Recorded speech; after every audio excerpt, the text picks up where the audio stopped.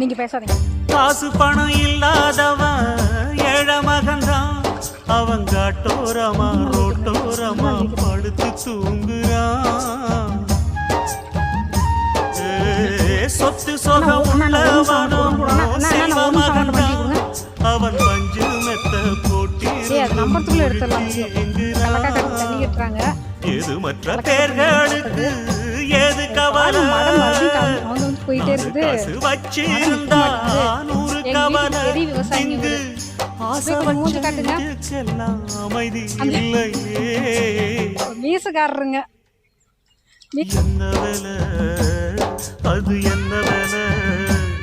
மன நிம்மதிதான் இங்கு என்ன போட்டுட்டு இருக்கிறாங்க.